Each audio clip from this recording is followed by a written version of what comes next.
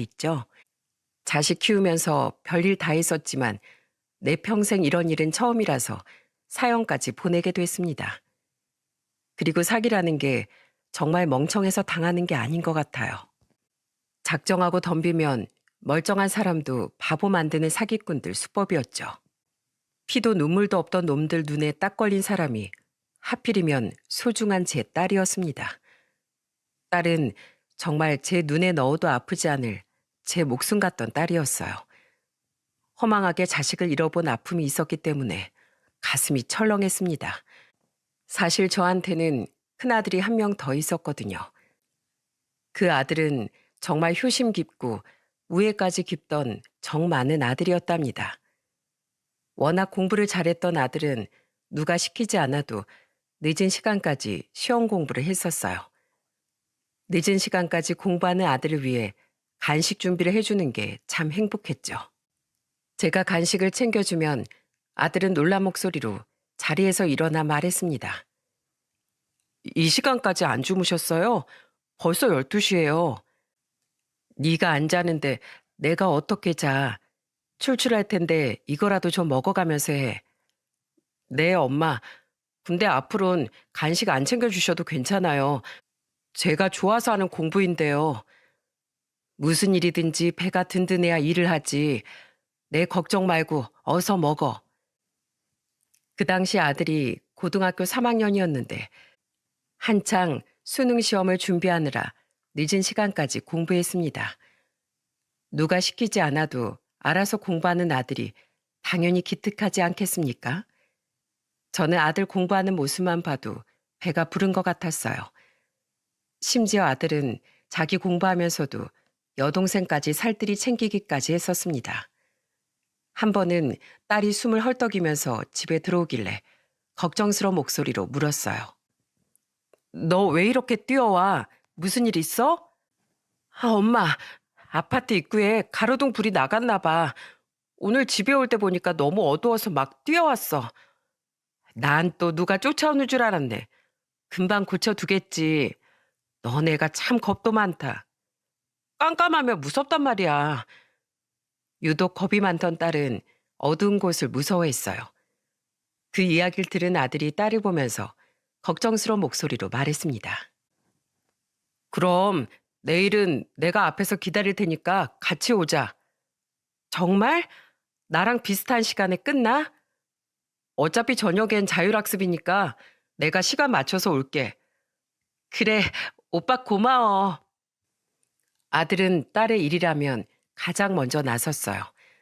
그때도 딸이 무섭다고 하니까 정말 아들은 동생을 데리고 오더군요. 그 모습을 보고 남편은 기쁜 목소리로 말했습니다. 우리 집 자식들은 우애가 깊어서 내가 아주 든든하다. 앞으로도 그렇게 서로 위하면서 지내. 남편의 말처럼 저는 자식들끼리 사이가 좋으니까 든든했어요. 삶을 살아가는 데 있어 피부치만큼 든든한 존재가 또 있겠습니까? 험한 세상에서 서로에게 든든한 존재가 돼주기를 바랬습니다. 하지만 저의 이런 바람을 무참히 깨뜨리는 전화가 한 통 걸려왔어요. 그 전화는 아들 담임 선생님한테 걸려온 전화였습니다. 어머님, 저 지훈이 담임입니다. 지훈이가 학교 화장실에서 갑자기 쓰러져서 응급실에 실려왔어요. 빨리 병원으로 와보셔야 할 것 같아요. 네? 우리 지훈이가요? 네, 자습을 하다가 화장실에 다녀온다고 하더니 돌아오지 않길래 확인해 보니까 쓰러져 있었어요. 우선 상태가 위급하다고 하니까 어서 와보셔야 할 것 같습니다.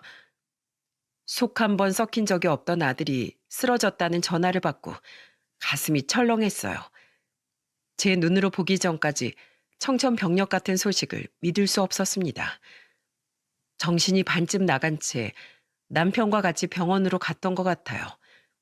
병원에 가보니까 이미 숨을 거둔 아들이 누워 있었어요. 우리 지훈이가 왜 흰 천을 덮고 있어요? 애가 아프면 이불을 덮어주셔야죠.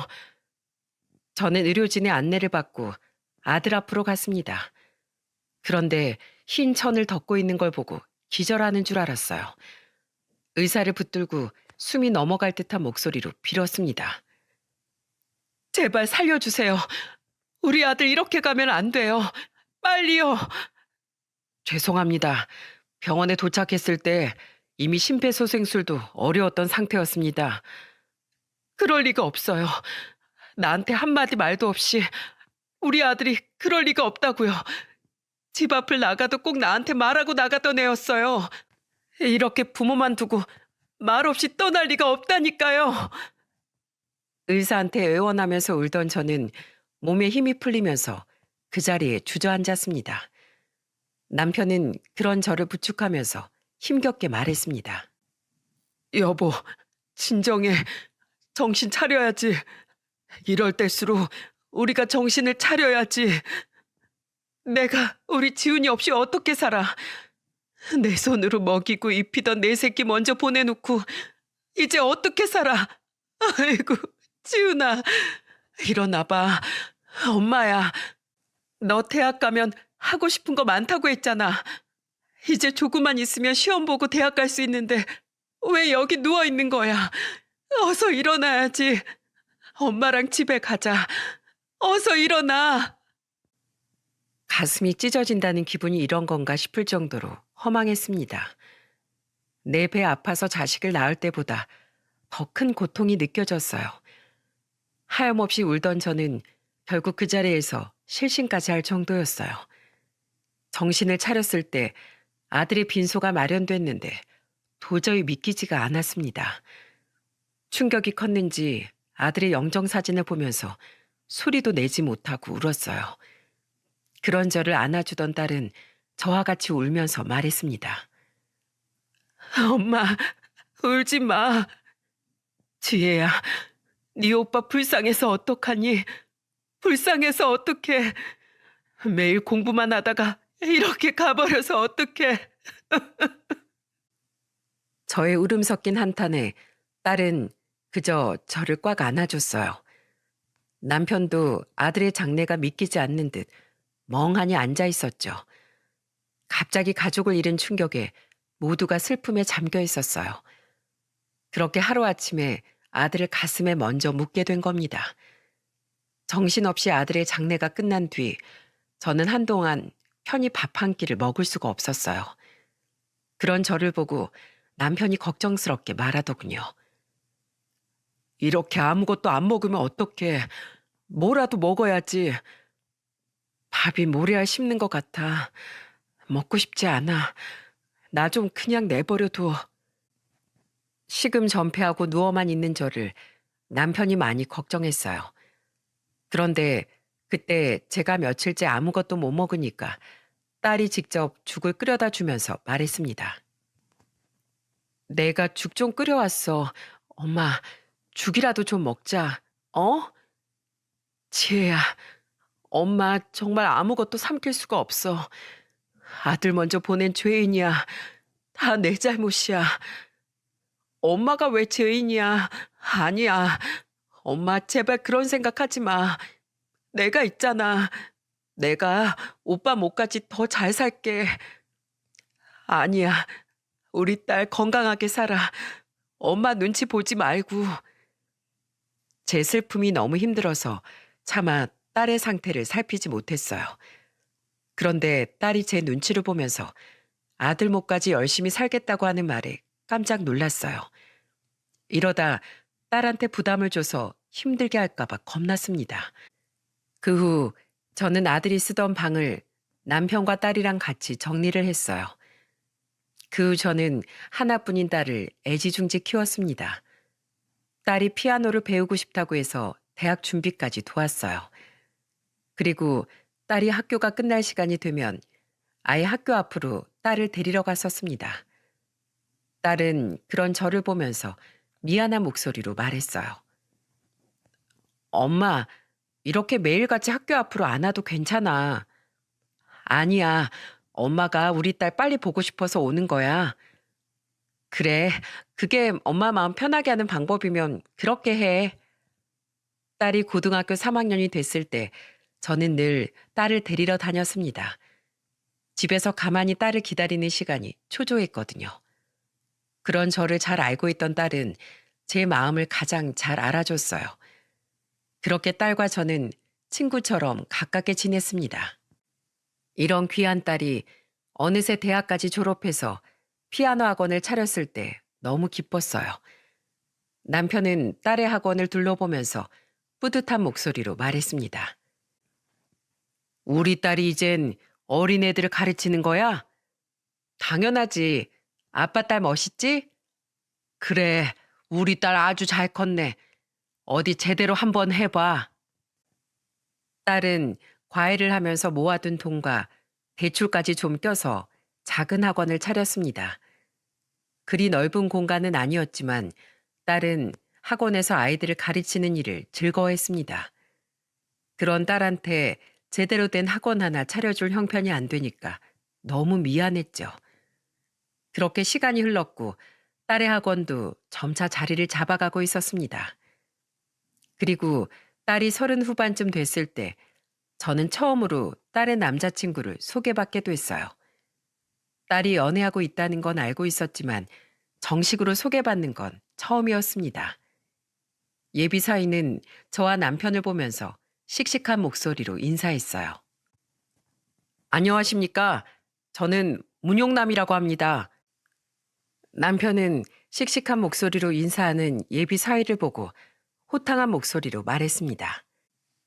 이렇게 만나서 반가워요. 그동안 너무 궁금했는데 이제야 만나게 되네요. 저도 빨리 인사드리고 싶었는데 초대해 주셔서 감사드려요. 아들이다라고 생각하고 말 편히 해주세요. 그럴까? 둘이 만난 진 얼마나 된 건가? 한 1년 됐나? 저희 1년 반 정도 됐습니다. 제가 지혜 덕분에 사업도 번창하고 좋은 영향을 많이 받고 있습니다.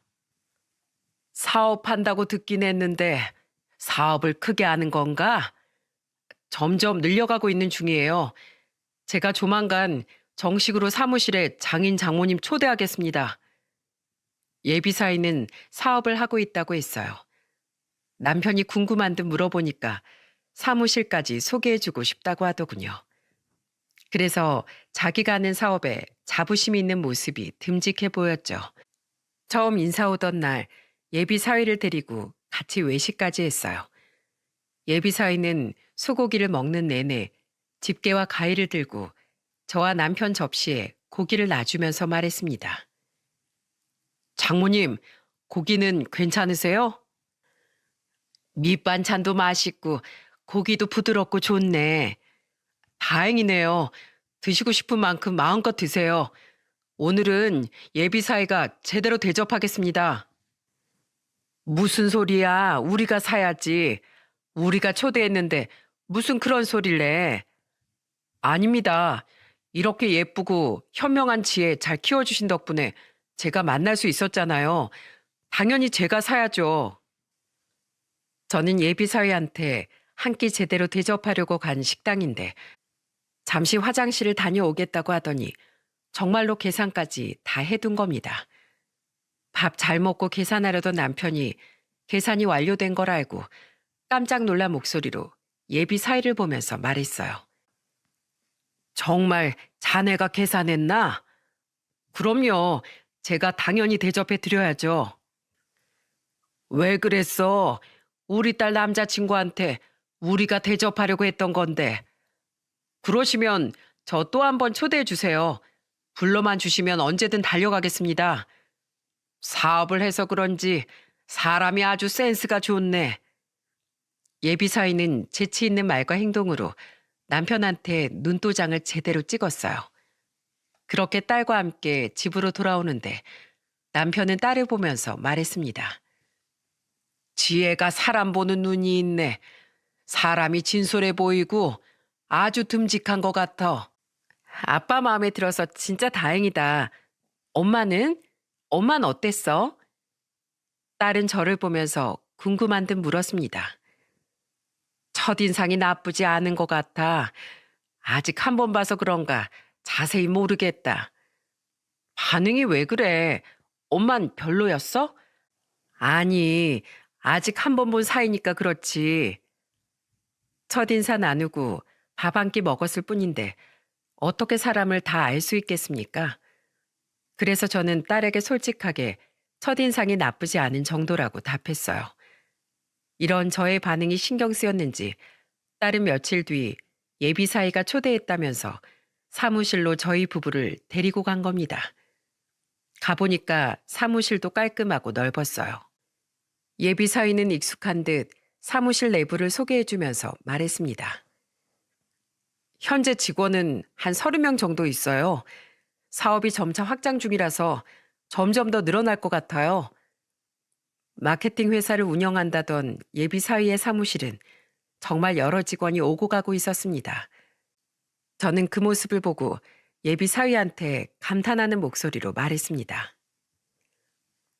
혼자서 이렇게 운영하는 게 힘들 텐데 참 대단하네. 아닙니다. 부모님께서도 사업을 하셔서 길을 좀 잡아주셨어요. 그 덕분에 이렇게 키울 수 있었어요. 대단하네.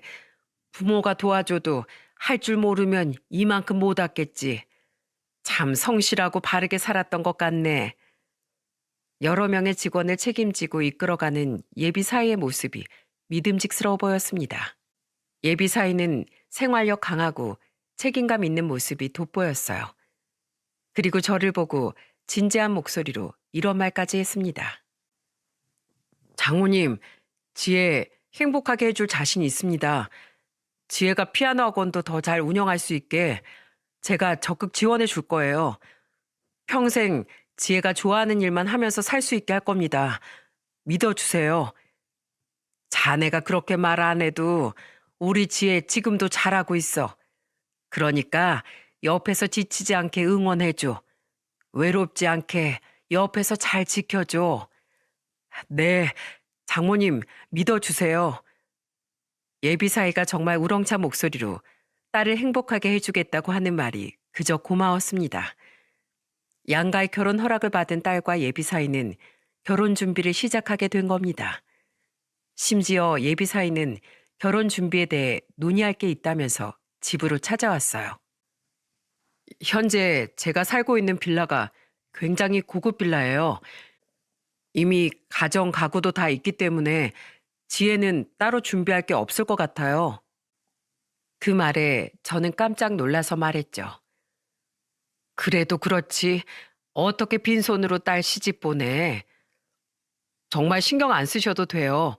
저희 부모님도 다 아시고요. 제 차도 올해 초에 뽑은 새 차라서 저는 다 준비됐습니다. 지혜만 오면 완벽해요. 알고 보니까 예비 사이가 살고 있던 고급 빌라에 딸이 가서 같이 살기로 했다는 거예요. 그래서 딸은 정말 집만 챙겨서 사이가 살던 집으로 갔습니다. 그리고 수많은 하객의 축복 속에 행복한 결혼식까지 올렸습니다. 그렇게 듬직한 사이가 생긴 저와 남편은 이제야 큰 숙제를 하나 끝낸 기분이었어요. 하지만 자식 둔 부모는 마음 내려놓을 일이 없다고 하죠. 이제 다 끝났다 싶은 그때 일상을 뒤흔든 그 사건이 터진 겁니다. 저는 부자 사이가 딸을 정말 행복하게 해줄 거라고 믿었어요. 그런데 결혼 후 딸은 점점 변하기 시작했습니다. 한 번은 딸이 뜬금없이 짐을 한 보따리 들고 집에 찾아온 거예요. 저는 깜짝 놀라 딸을 보면서 물었습니다. 지혜야, 너 이게 다 뭐야? 그게 아는 언니가 사업을 시작했는데 잘 안 되는 것 같아서 대신 좀 팔아주려고. 뭐? 대신 팔아준다고?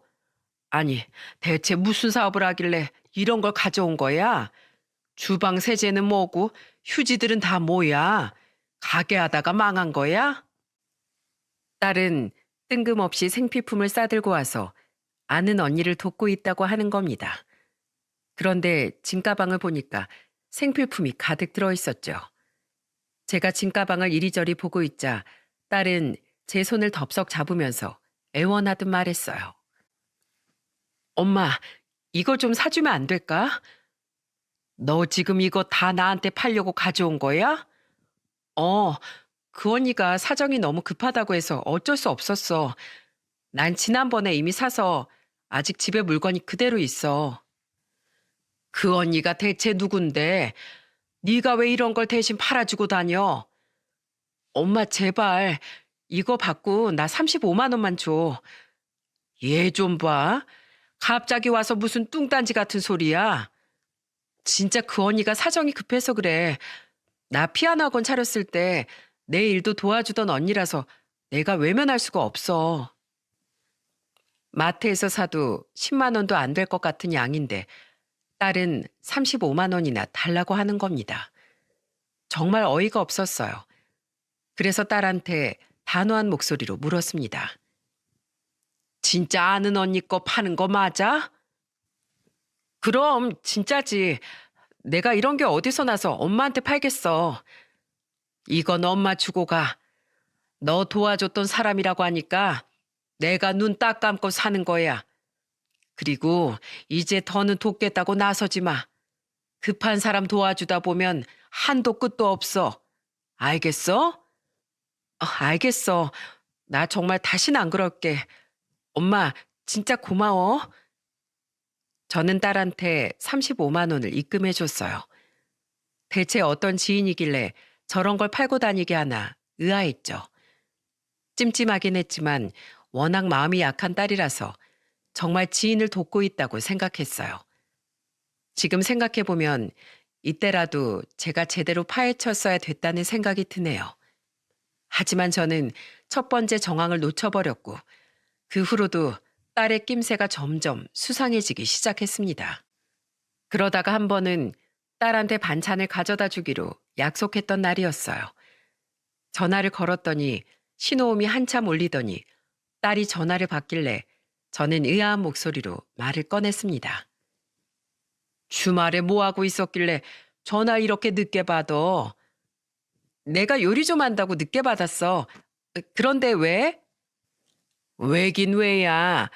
너한테 일 있어야 전화해? 통 연락이 없길래 전화했지. 엄마, 근데 내가 지금 요리하고 있어서 좀 바빠. 누가 오기라도 해? 엄마가 가서 도와줄까? 아니야. 남편이랑 둘이 먹는 건데 오랜만에 내가 저녁 준비 좀 하려고. 엄마, 나 바쁘니까 좀 끊을게. 지혜야. 딸이 급하게 전화를 끊으려고 하길래 저는 이름을 불렀어요. 하지만 딸은 이미 전화를 끊었더군요. 집에 간다고 말하려 했는데 다시 전화를 걸어봐도 받지 않았어요. 그래서 저는 남편과 반찬을 좀 챙겨서 딸의 신혼집으로 출발했죠. 그런데 딸의 신혼집 앞에 도착하니까 들어가는 법을 모르겠더라고요. 그래서 딸한테 전화했더니 아예 전화기가 꺼져 있는 게 아니겠어요? 이걸 어떡하나 막막하던 순간 사위한테 전화가 걸려왔어요.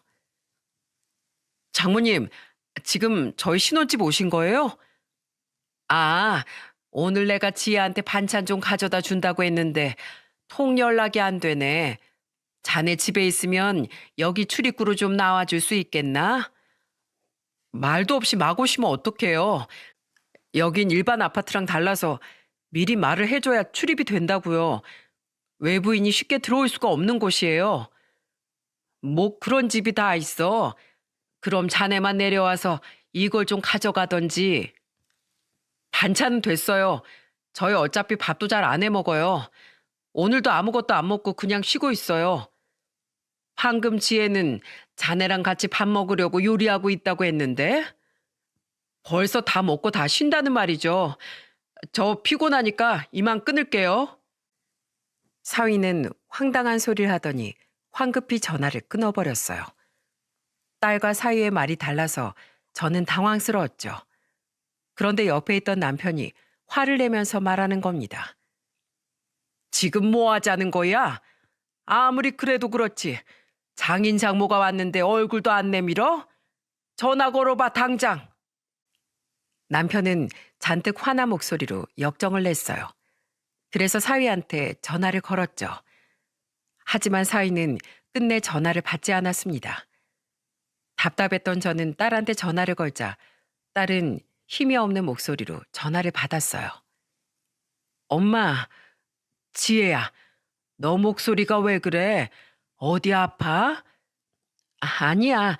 나 청소하고 주방 정리하느라 힘들어서 그래. 너 진짜 무슨 일 있는 건 아니지? 문서방한테 전화해 보니까 너랑 밥 안 먹었다고 하던데. 아, 오늘 남편이 속이 안 좋다고 안 먹었어. 미안해, 엄마. 내가 엄마한테 오지 말라고 말한다는 걸 깜빡했어. 지혜야, 너 정말 괜찮은 거야? 어디 아픈 거 같은데. 나 진짜 괜찮아. 근데 엄마, 나 방금 두통약을 먹어서 조금 쉬어야겠어. 그래, 그럼 푹 자고 일어나서 전화해. 엄마 미안해. 내가 입구 들어오는 비밀번호 문자로 남겨놓을게. 미안해. 저는 결국 딸의 전화를 그렇게 끊었습니다. 다 죽어가는 목소리로 전화를 받아서 뭘 더 물어볼 수가 없었어요. 남편은 그런 저를 보면서 한숨만 푹 쉬었죠. 사위와 딸이 결혼 한 달 만에 완전히 달라진 모습이 당황스러웠습니다. 답답한 마음에 둘이 사는 집이라도 들어가 보고 싶었지만 끝내 들어가 보지도 못했어요. 결국 남편과 저는 딸을 보지 못하고 집으로 돌아와야만 했죠. 남편은 저한테 걱정스러운 목소리로 물었어요. 둘이 싸운 거 아니야? 아까 지혜 목소리 어땠어? 머리가 아픈지 두통약 먹고 잔다고 했는데 내일 내가 피아노 학원으로 한번 가봐야겠어. 뭘 속 시원하게 알 수가 없네. 아유, 속 터져. 남편은 답답했는지 화를 내면서 방으로 들어가 버렸어요. 그리고 저는 다음 날 딸이 일하는 피아노 학원으로 갔습니다. 그런데 저는 딸의 피아노 학원에 도착했다가 깜짝 놀랐습니다. 피아노 소리가 울려야 할 학원 문이 굳게 닫혀 있는 거예요.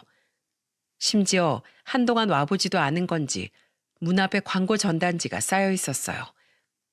다급하게 딸과 사이한테 전화해봤지만 역시나 둘 다 전화를 받지 않았습니다. 이제 더는 안 되겠다 싶어서 무작정 사이 사무실로 찾아갔어요.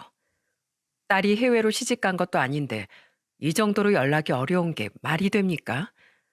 그래서 택시를 타고 곧장 사위가 있는 사무실로 향했어요. 그런데 저는 사위의 사무실에서 일하고 있는 딸을 보고 기겁했습니다. 통유리문으로 보이는 딸을 보자마자 곧장 문을 열고 들어갔어요. 그리고 딸을 붙들고 화난 목소리로 소리쳤습니다. 너 여기서 지금 뭐 하는 거야? 학원은 어쩌고 여기서 이러고 있어? 엄마, 여긴 어떻게 왔어? 딸은 살이 빠졌는지 얼굴도 야위어 있었습니다. 그런데 사위 사무실에서 전단지를 정리하고 있는 걸 보니까 화가 났어요. 그때 제 목소리를 들은 사위가 놀란 얼굴로 뛰어오더니 저를 보고 말했습니다. 장모님, 여긴 어쩐 일이세요? 어쩐 일로 여기로 오냐고? 자네 어젠 대체 무슨 일이야? 그리고 내 딸은 대체 왜 여기서 이러고 있는 건데? 그게 어제는 제가 일이 너무 바빠서 저도 모르게 그만. 피곤하면 다야? 그리고 왜 내 딸이 여기서 일하고 있는 건데? 자네가 분명히 내 딸 피아노 학원 운영하는 거 밀어준다고 했잖아. 그런데 왜 여기서 이런 일이나 하고 있는 거야? 저희 직원 한 명이 갑자기 회사를 그만둬서 일손이 좀 부족해서 그랬어요. 아무리 부부라도 일은 정확하게 해야지. 우리 딸도 엄연히 하는 일이 있는데 자네가 그래야겠어? 저는 사위한테 화를 내면서 소리쳤어요. 살도 빠지고 하고 싶은 일도 못하고 있는 딸의 모습이 기가 막히더군요. 그런데 그때 잔뜩 화가 난 저를 말리는 사람은 안사돈이었습니다. 사돈 오셨어요? 많이 놀라셨죠? 저도 아들 하는 일이 바쁘다고 해서 도와주러 왔어요. 네? 안사돈도 여기 일하러 오셨다고요? 네, 아들이 급하다는데 어떡하겠어요. 며느리도 와서 여기 일하고 있는데 제가 가만히 있으면 되겠어요? 안사돈은 저한테 자기도 사위 일을 도우러 왔다고 말했어요.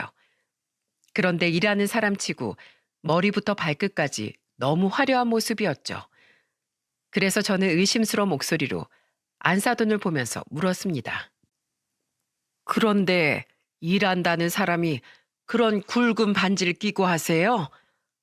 아, 이 반지 방금 낀 거예요. 오랜만에 얼굴 보는데 갖추고 인사를 드려야죠. 네, 인사 잘 나눴고요. 전 저희 딸이랑 얘기 좀 해야겠어요. 네, 여기서 대화하세요. 저희가 자리 비켜드릴게요. 아니요, 잠깐 나갔다 올게요. 지혜야, 이리 와. 저는 딸을 데리고 사무실 밖으로 나왔습니다. 왠지 그때는 밖에서 딸과 둘이 대화를 해야겠다는 생각이 들었던 겁니다. 저는 사무실에서 조금 떨어진 곳에서 딸을 붙들고 물었어요. 지혜야, 너 무슨 일 있어? 엄마한테만 말해봐. 아니야, 나 아무 일도 없어. 엄마 왜 그래? 지금 네 꼴 좀 봐. 내가 걱정 안 하게 생겼어? 엄마한테만 말해봐. 너 문서방이랑 무슨 일 있는 거야? 아니야, 나 정말 아무 일도 없어. 그리고 학원은 잠시 쉬고 있는 거야. 저 사람 사업 잘못되면 안 되잖아. 저는 딸한테 재차 물었지만 딸은 끝내 입을 열지 않았어요. 그러더니 딸은 저한테 애원하듯 말하기 시작했습니다. 엄마, 내가 부탁 하나만 할게. 부탁? 무슨 부탁? 말만 해. 제발 이렇게 불쑥불쑥 오지 좀 마. 나 엄마 이럴 때마다 미칠 것 같아.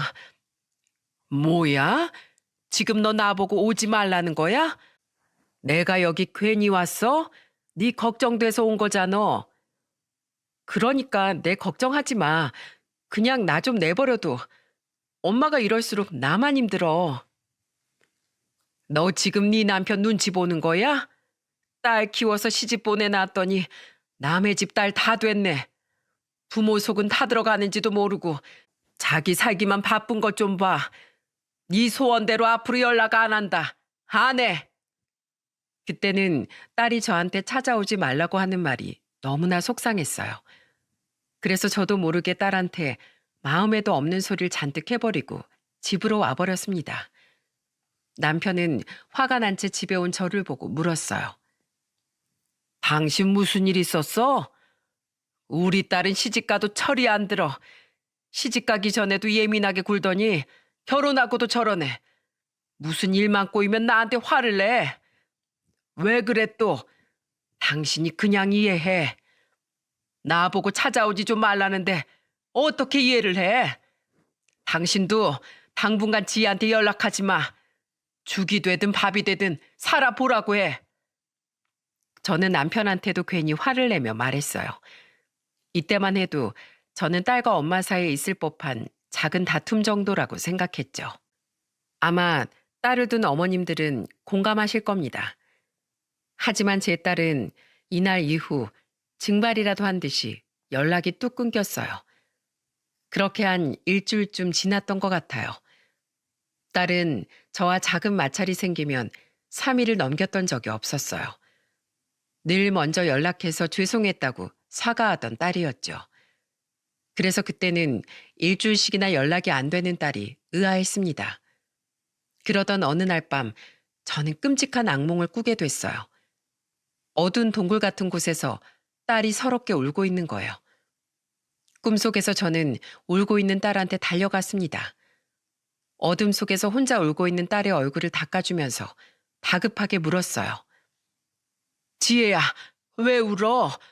너 몸에 상처가 왜 이렇게 많아? 엄마, 살려줘. 엄마, 나 좀 제발 찾아줘. 딸은 저한테 살려달라면서 애원했습니다. 그런데 그 순간 누군가 제 손목을 탁 잡았어요. 바로 먼저 떠난 아들이었죠. 지훈이는 저를 똑바로 쳐다보더니 단호한 목소리로 말했습니다. 지혜는 이제 제가 데려갈게요. 엄마가 지혜를 찾아주지 않아서 저랑 가야 할 것 같아요. 안 된다, 지훈아. 아니야, 엄마가 지혜 찾을게. 지혜 데려가지 말어. 왜 그랬어요? 왜 지혜를 그냥 두신 건데요? 아니야, 아니야. 저는 그 순간 잠에서 확 깨버렸어요. 식은땀이 다 날 정도로 저는 꿈속을 한참 헤맸던 것 같습니다. 그런 저를 보고 남편은 놀란 목소리로 물었습니다. 당신 괜찮아? 악몽 꾼 거야? 아무래도 지혜가 이상해, 여보. 우리 지혜한테 가보자. 그때 지혜가 출입구 들어오는 비밀번호 문자로 보내준 문자 아직 남아있어. 당신 괜찮은 거야? 그래도 아침부터 신혼인 딸네 집 가는 건 아니지 않아? 지금 그게 문제가 아니야. 얼른 가봐야겠어. 내 눈으로 직접 봐야겠다고. 악몽을 꾼 저는 당장 딸이 잘 있는지 봐야 안심이 될 것 같았어요. 그래서 저는 곧장 딸의 집으로 향했죠. 떨리는 손으로 딸이 보내준 문자를 확인하고 입구로 들어갔습니다. 엘리베이터를 타고 올라가는 내내 저는 손이 떨려왔어요. 엘리베이터 문이 도착하자마자 저는 곧장 딸의 집 초인종을 눌렀죠. 그런데 아무리 눌러도 인기척이 없는 겁니다. 답답한 저는 현관문을 주먹으로 내리치면서 소리쳤어요. 지혜야, 엄마야, 문 좀 열어봐. 지혜야. 여보 왜 이래? 내가 전화라도 해볼게. 아무것도 모르는 남편은 휴대폰을 꺼냈습니다. 그런데 그때 옆집 문이 열리더니 옆집 여자가 저를 보고 놀란 목소리로 말했어요. 그 집 빈집인데 거기서 뭐 하세요? 빈집이라뇨? 여기 우리 딸 신혼집이에요. 그 신혼부부 급히 이사 갔는데요. 이사를 갔다고요? 어디로요? 그건 저도 모르죠. 어머님은 모르세요? 저는 옆집 여자의 말에 대답할 수가 없었습니다. 남편도 그제야 심각성을 깨닫고 저한테 불안한 목소리로 말했어요. 여보, 얘네들 전화를 안 받아. 진짜 무슨 일 있는 거 아니야? 안 되겠어. 우리 그 회사 찾아가 보자. 남편과 저는 급히 아파트를 나와서 사위 회사로 향했습니다. 가는 내내 저는 두 손을 모아서 아무 일도 없기를 기도했어요. 하지만 사위 회사에 도착한 저와 남편은 그야말로 입이 떡 벌어졌습니다. 일주일 전만 해도 사무실이었던 자리가 텅 비어 있는 거예요. 저는 놀란 목소리로 남편을 붙들고 물었습니다. 여보, 주소 잘못 찾아온 거 아니야? 여기 분명히 사무실이 있었잖아.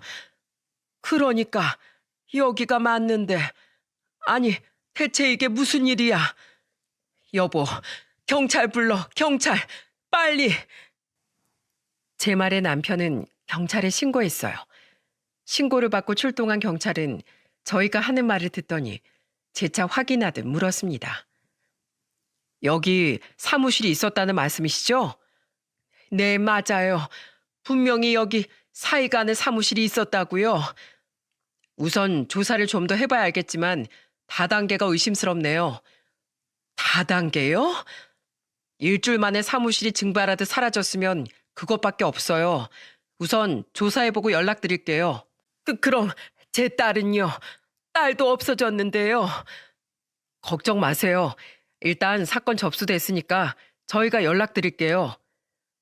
그렇게 경찰은 조사를 해보겠다면서 가버렸어요. 그 순간 그대로 경찰만 믿고 기다릴 수 없었습니다. 저는 경찰에 신고한 후 흥신소에도 의뢰했어요.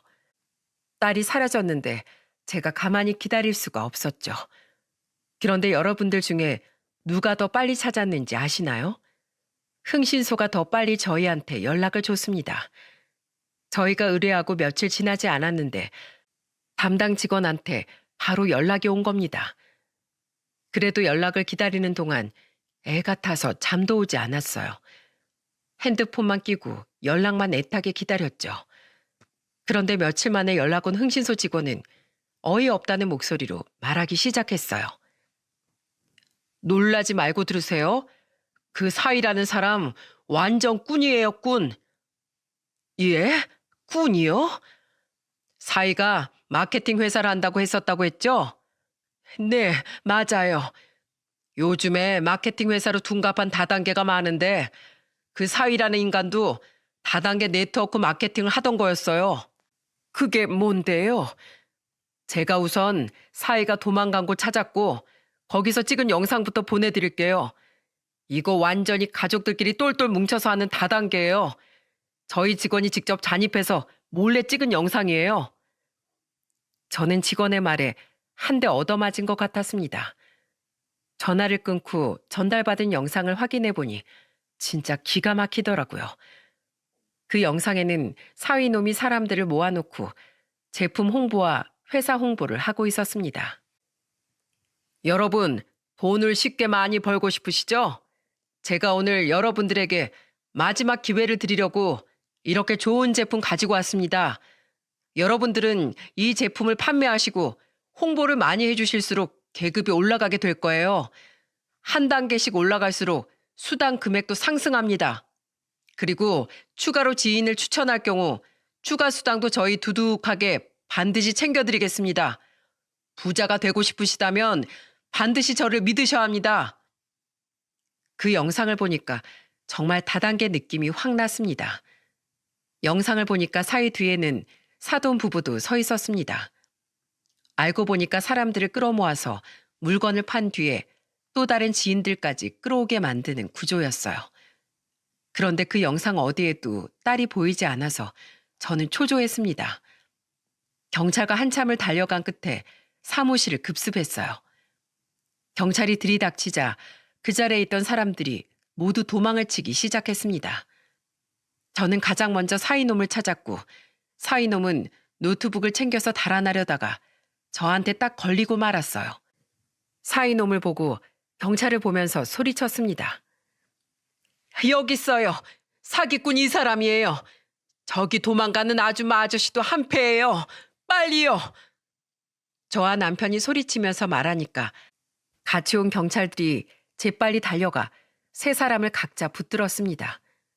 그 와중에도 사이놈은 억울하다는 듯 말했어요.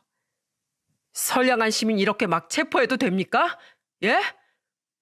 뚫린 입이라고 아무 말이나 하는 사이놈을 보고 화난 목소리로 소리쳤습니다.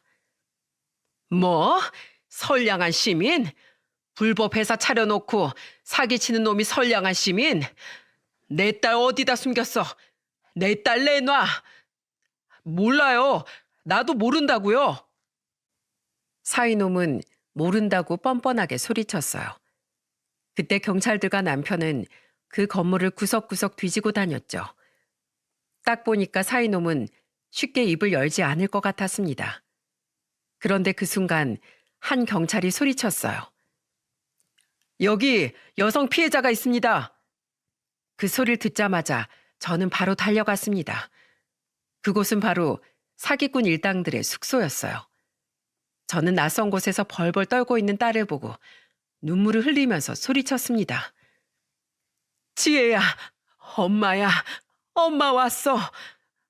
엄마, 나 좀 살려줘. 제발. 괜찮아. 엄마 왔어. 이제 다 괜찮아. 저는 사시나무 떨듯 떨고 있는 딸을 끌어안았어요. 완전 겁에 질린 딸은 제 품에 안겨서 오열하며 울었습니다.